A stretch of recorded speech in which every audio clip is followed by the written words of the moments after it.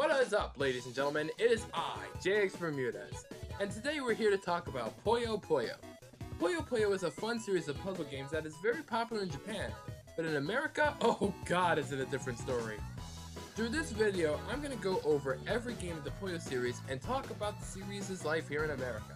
And with that, wish me luck. Dao Monogatari.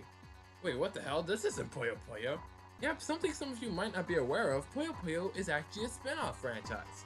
Madao Monogatari, however you pronounce it, is a dungeon crawling series that actually debuted a lot of the Puyo characters, such as Arl, the main character of this series, who is a bit of a normal girl in a not normal world, and would also slowly lose her title as main character as the series goes on. Shazo, a dark mage who is obsessed with power and magic but also can't seem to say things correctly and can come off as a bit of a pervert. Witch, who is a bit of a bitch. Then there's Satan, or Dark Prince as English people know him as. He's the main villain of all the early games, and despite being named Satan, he's not that serious of a villain at all. Then there's Rulu, a woman who's head over heels for Satan. You know, thinking about that, I really don't think I want to meet a woman who's literally in love with Satan. Skater Dora, who's a fish with arms and legs who has an obsession with dancing. That's really all there is to that guy. And Draco, a half-dragon girl who's in love with beauty pageants and is also the best character in the series. Don't even try to argue with me. But yeah, I have not played much of this series. It's a first-person dungeon crawler, and honestly, it could just be the fact I can't speak Japanese and I can't understand it, but I was so hard navigating this game, and when I eventually entered a battle, I had no idea what to do. So yeah, this series also is a lot darker than the Puyo Puyos as well, with disturbing looking enemies, decapitated heads, Shazo dies in one of the games, and apparently there was even a timeline reset. This series spawned a few games, but for the sake of time and for the fact that a lot of these games don't really matter anymore when it comes to modern Puyo Puyo, we're not going to talk about them, and we're only going to cover games with the Puyo name. Anyways, let's move on to the first Puyo Puyo. Puyo Puyo 1. The first Puyo Puyo game was released in 1991 for the MSX and 1 year later for the Genesis and arcades. The arcade version is interesting as it actually got released in America, but to say they messed up the translation would be an understatement. Let's go down the list of problems. 1. Everyone's called the wrong name. While some of these names stuck, such as the Dark Prince for Satan, some of them are just horrible. They freaking called Shazo devious. Arl is named Silviano, by the way, speaking of Arl, so let's have a good look at her. Looks pretty female, right? Nope, not according to the arcade game, because they gave her a male voice. I storm! Full power! Pew pew! A male voice!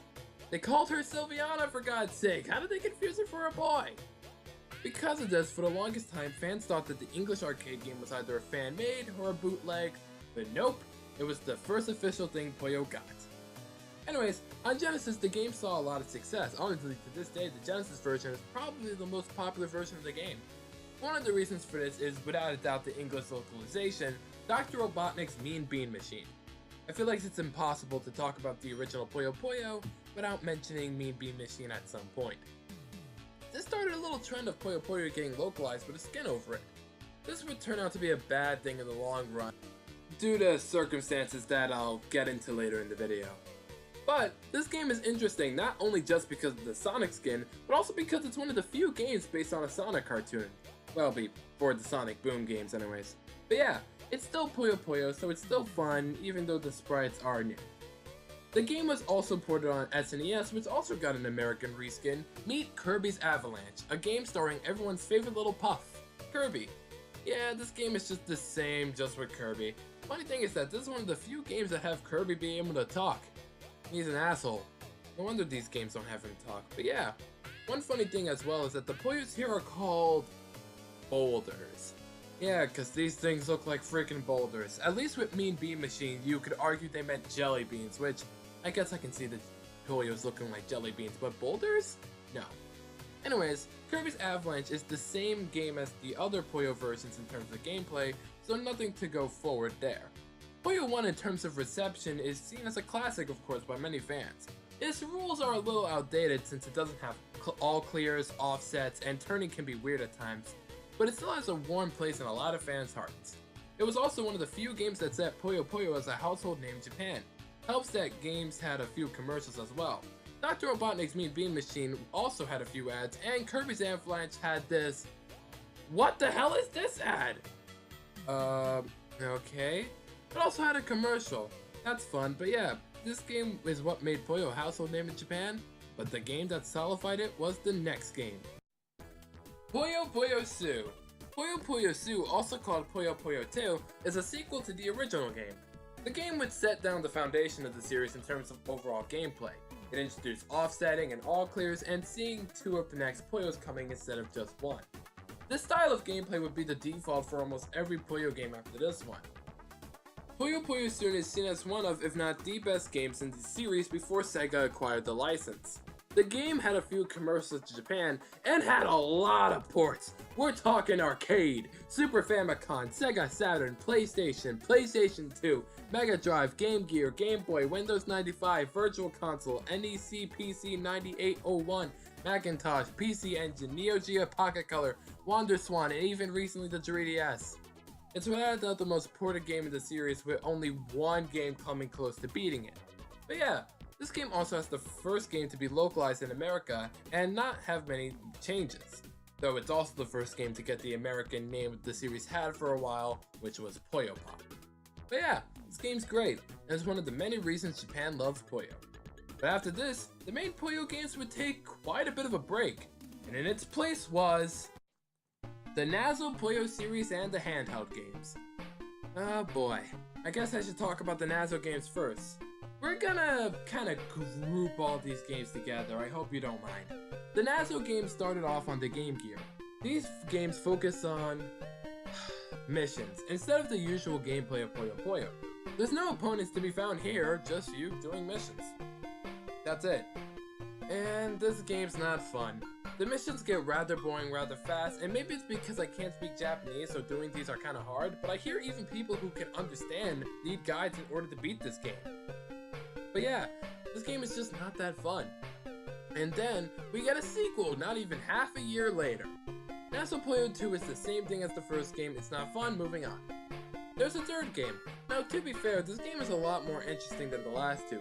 Here there are now a quest mode that actually does have people challenge you. But this at the end of the day is just the last two Nazo games, just with a bit more interesting puzzles and the illusion of actually having opponents, since it's still just you doing single player puzzles. This game ended up getting a sequel on the Super Nintendo, Super Nazo Puyo. It's okay. It's just a Game Gear game with Rulu as a main character and some more puzzles. The game got one final sequel, which is a total spin-off game dedicated to Rulu. It's a lot more RPG-like, but at the end of the day, it's still a Nazo Puyo game. I'm overall mixed on this side series. They're not bad games except for the first one. But yeah, they're not my cup of tea either. It also doesn't help that later Puyo games would have mission modes that kind of fulfilled what the Nazo games were trying to do in a way. Not entirely, but kind of. While we're here, let's talk about the handheld games. The handheld games are really nothing special. Puyo 1 on Game Boy though is incredibly infamous. Of course, since it's on a colorless system, it's already hard to play it, as Puyo kinda depends on colors and such. And as a result, to somehow get around this game can be seen as the first to give the Puyos the different shapes they have today. But yeah, the Game Boy game is sluggish, colorless, and is overall not a good way to play the original Puyo, and is considered by many as the worst Puyo game. Well, besides from 2 that we'll get into soon. Puyo Su on Game Boy also suffers problems, but it's infinitely better, but you're still better off going off with the console versions. And then there's the Game Gear games. Because they're in color, they're a bit more desirable than the Game Boy one.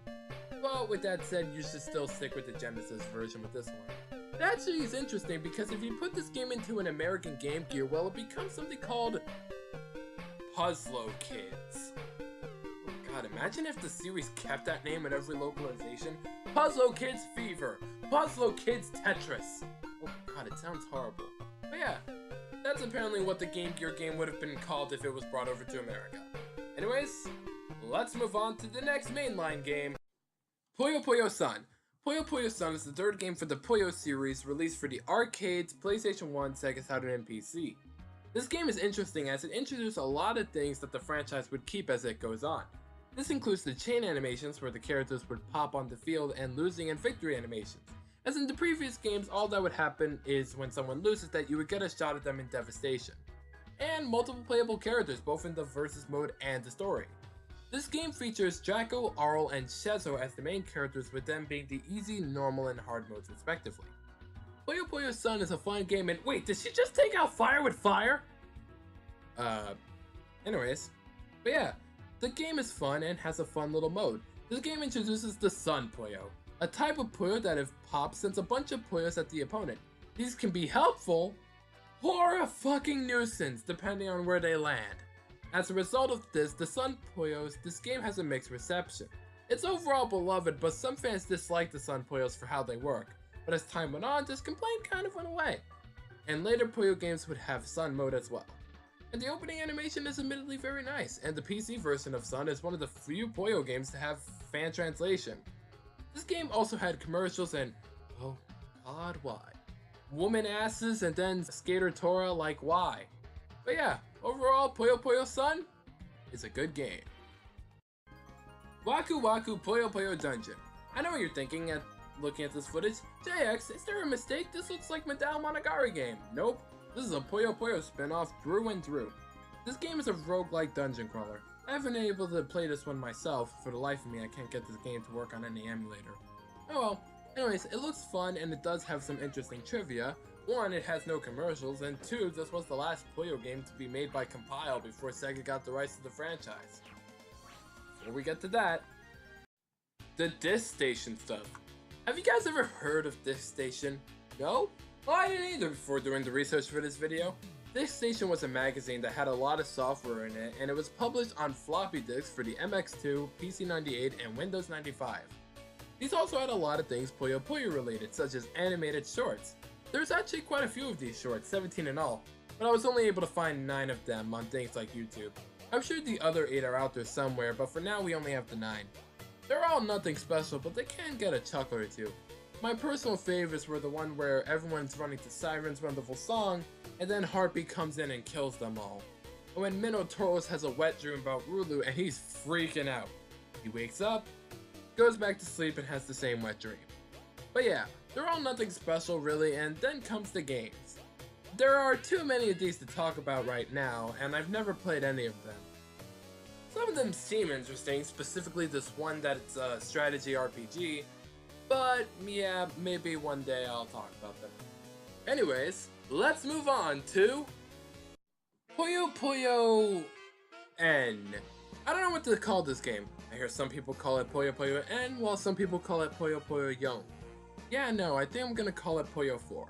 Puyo 4 was released for the Dreamcast, PlayStation Arcade, and Nintendo 64. This game is a bit of a darker, edgier Puyo Puyo, at least in terms of art style, and honestly I'm mixed of it.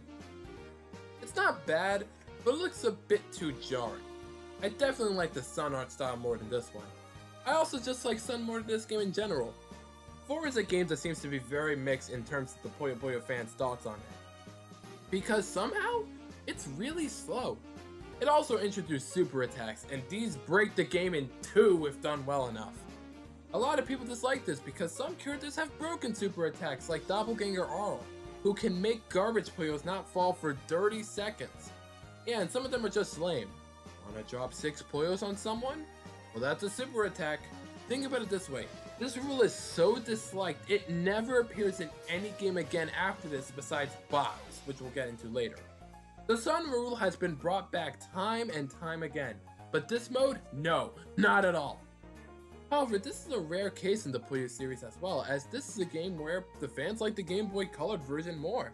And you know what? Yeah, it is better. The Puyos are fast, the super attacks are not as overpowered, and it even has the Sun Puyos. So yeah, the Game Boy Color version, it's pretty good. But the console version, nah, no thank you. So yeah, for once play the handheld version and ignore the console one. Even the FMV has less charm than Sun's FMV. So yeah, 4, meh. Even the commercial, okay, that's actually pretty funny. But everything else, meh. Sega. In 1998, after Puyo was starting to get into a huge down period, Compile, the creators of Puyo Puyo, started to rack themselves up in a huge debt. one they were not going to be able to repay. So, something needed to be done. In their time of need, they decided to give the rights of Puyo Puyo and the characters to Sega, but Madame Montegari, those rights stayed with Compile. And needless to say, that series died a painful death, well until 2013 anyways. But from what I see, that game was not that great. Anyways, Compile would continue to work on Puyo for a few more years, but that would only make 3 more games in the Puyo Puyo name, starting with Puyo Gaiden. Ugh, not this game. Puyo Gaiden was the game made by Compile in an attempt to make a strategy game. It sucks. It really freaking sucks. It's the worst game in the series without a doubt in my mind. First off, both you and your enemies move twice, which means battles can take forever. Animations are on par with what you expect, but this game just isn't fun at all. You have to end turns manually even if no one else can move, and it just sucks. This game sucks. It doesn't even have the Puyo charm to help it. The story's boring and it has a 5-minute long opening cutscene, and there's no Puyo characters at all in this game. Well, besides from Arl and Carbuncle as a cameo. Other than that, the Puyos are just the ammunition. The funny thing too, Compile already made an infinitely better Puyo strategy RPG earlier with one of the Disk Station games. So what happened here? Well, the next game can't be any worse, right? Puyo Puyo Dance. I'm done. Puyo Puyo Dance is a dancing game that stars the Puyo characters. It's interesting as this is the first time these characters were in 3D, and the models are nice, at least for the time. But this game's really weird. It looks like it could be fun, and there is something humorous to the way the characters dance and how they look, but that's really about it. This was also Compile's last game on a Sega console, but they would make one final game after this. Puyo Puyo Box. Thank God, another normal Puyo Puyo game. Yeesh, what the hell were those last 2 games? You would think since Compile was in a financial debt, they wouldn't be so experimental with some games, but no, let's make a strategy RPG and a dancing game. Anyways, this game can be considered the swan song for Compile, as this is the last Puyo game they ever made. As a result, this game flat out has arcade perfect ports of Puyo 1 and 2, and has modes based off of all 4 games. It even has a diverse RPG mode where Arl can go around an open world and do puzzles and stuff. It's a fun little mode, even if I don't really like some of the ways it's set up, but it's fun, and it's also great on fan service. Any character you can think of from the Compile age is here, and even new characters. And it's all great.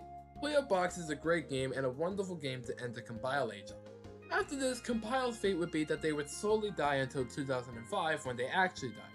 They do have a successor nowadays called Compile Heart, and they actually are the ones that made that Sorcery Saga game I mentioned earlier. But yeah, from here on out, Sega would be the one to make the Puyo Puyo games, and it would be developed by Sonic Team.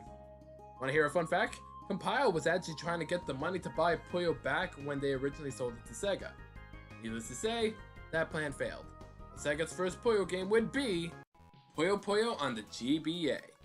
In Japan, this game is called Minadi Puyo Puyo, and from what I heard, that translates to Everyone Puyo Puyo. Anyways, while Puyo Box is the swan song to Compile, this can be seen as the swan song to the games just having the Compile characters. After this, the series would have a soft reboot, but we'll get to that in a second. This game is not terribly interesting, and it shows that it was Sonic's Team's first Puyo game, but it's not bad at all. The art's a little weird, but that's whatever. The game's fun, but it doesn't have any commercials. Anyways, let's move on to Puyo Puyo Fever. After the GBA game, Puyo took a 3-year break, but when it came back, fans would discover the game was getting a soft reboot, as in all the original games happened, but the characters, most of them are gone. For now anyways. For now, we have a new cast and a way new art style, and that would evolve naturally that the series would go on, and honestly, I freaking love modern Puyo Puyo style. So simple, but so good. But we'll get to that more later. Puyo Puyo Fever, also known as Puyo Pop Fever here in America. It's interesting that, like I said earlier, it's a soft reboot for the series that takes place in a new world called Primp. With a new world comes a new cast of characters, notable ones being Amity, a blonde-haired girl with a red Puyo hat who one day wishes to be a great magician, and the new protagonist for the Fevered series. And as time would go on, she would slowly replace Arl as the human mascot for Puyo.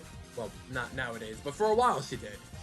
Amity is nice, bubbly, and an overall loving person who is nice to everyone, no matter how mean you are to her. Literally, you could probably kill this girl's family and she'd probably invite you out to tea afterwards. Then there's Rafina.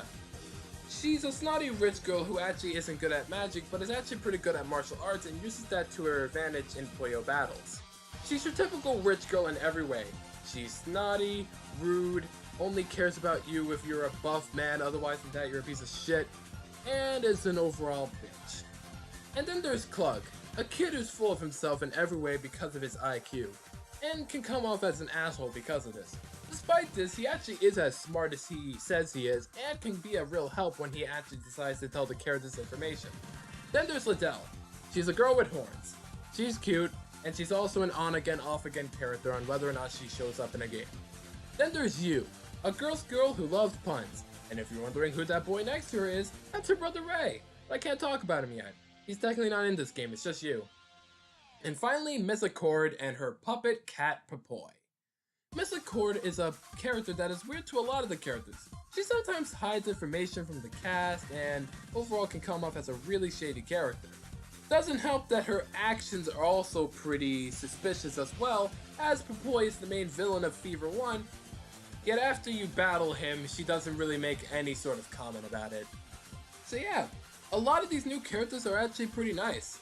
And heck, Amity, Rafina, and Klug will become series mainstays, appearing in every game, except for one in Klug's case, but we'll get to that after this, and would even get merchandise. Well, once again, except for Klug, as if he did have merchandise, I couldn't find it. But yeah, also, this game, just like Puyo 2, has a bunch of fucking ports! We're talking PlayStation 2, Dreamcast, GameCube, Xbox, Mac OS, Game Boy Advance, Microsoft Windows, Mac OS X, Pocket PC, PlayStation Portable, Nintendo DS, Arcade! Heck, it probably even has more ports than that if you count re-releases. And if you count those, it might even have just as many ports than Puyo 2. And some of these ports were already re-releases. Yeah, this has to be one of the most ported games of all time. It was on the Dreamcast! The Dreamcast in 2004. It had to be one of the last games released for that system, at least Sega published it. Anyways, Puyo Pop is most well known for the GameCube version, as it's most likely the one you're gonna hear about. That's also because America only got the GameCube and DS versions.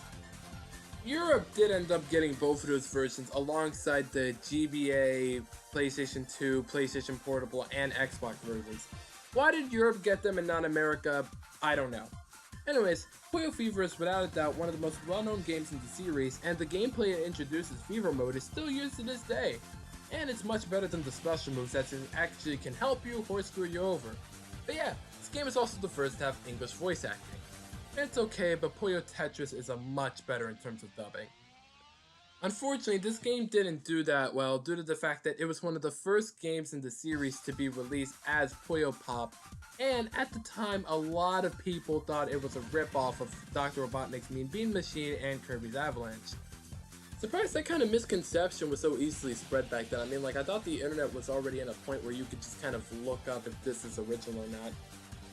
Not only that, but Kirby's Avalanche and Dr. Robotnik's Mean Bean Machine literally couldn't have been inspired by each other due to the fact that the whole Sega and Nintendo thing. But yeah, this game ended up not doing well, so it was the final Puyo game that America got for 13 years, but luckily Japan was the opposite story. It also had commercials there. So, anyways, let's move on. Haru no Puyo Puyo. This is not what I meant. Okay, this game is actually a game for the Gundam series, but it's a Puyo Puyo game through and through. Buckle up, ladies and gents. So here's what happened. So apparently what my research told me is that one day Bandai just said, I feel like having a Puyo Puyo game with Gundam in it. So they approached Sega about it so they could get the permission to use the name, and Sega said sure, why not. But from what I hear, that's all Sega's involvement was. Yeah, that's it. I'm surprised they didn't just have Sega develop the game their own, but nope. Bandai took it into their own hands, and as a result, this game suffers. It's sluggish as all hell. It forces 5 colors on you, which means it can get pretty hard. And I hope you're not colorblind, all the Puyos look the same. I know that's been a problem since day one, but still, like, come on, they have different emotions for a reason. But yeah, this game sucks, and it was longest time what I consider to be the worst game of the series. But then I played the original Game Boy games and Puyo Gaiden, and I changed my mind very quickly. But yeah, who was even asking for this? When people think Gundam, were they really thinking Puyo Puyo was the best gameplay style for it? Whatever. Let's just move on. Puyo Puyo Fever 2. Yep, we're going back to the Fever series with this game. Puyo Fever 2 is a direct sequel to Fever 1, and it introduces a few more mainstay characters. Meet Sig, a teenage boy who has one red arm and one red eye due to the fact that he's actually half demon. He doesn't emote a lot, but he still finds it in himself to love bugs and make friends, most notably Amity. Matter of fact, as the series goes on, it's implied Amity would grow romantic feelings for Sig, but this has never been outright confirmed. Next is Lemurus, a cool smart magic guy who loves sweet things and candy more than he loves his own home. And he is admired by Klug.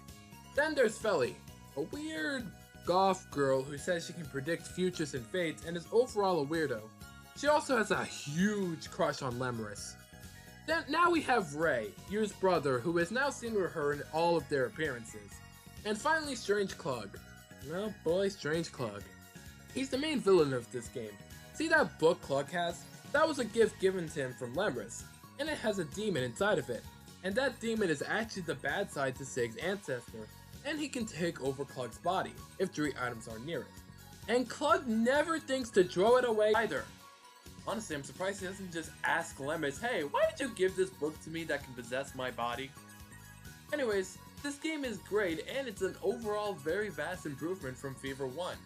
It has a lot more content, all 3 of the characters have their own story modes, and it's all very refined from Fever 1. This game is only on the PlayStation 2, PSP, and DS.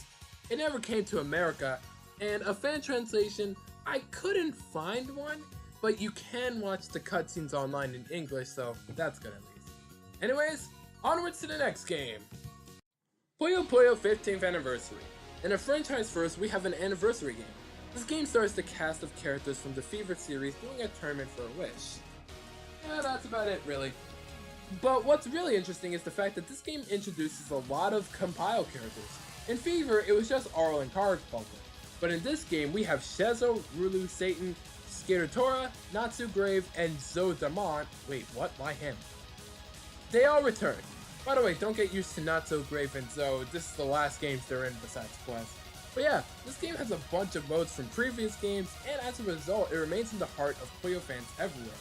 And it's nice to see a lot of the compile characters back, as this would start the trend of the compile characters slowly but surely coming back to where nowadays recent Puyo games have had a good balance of compile and second characters.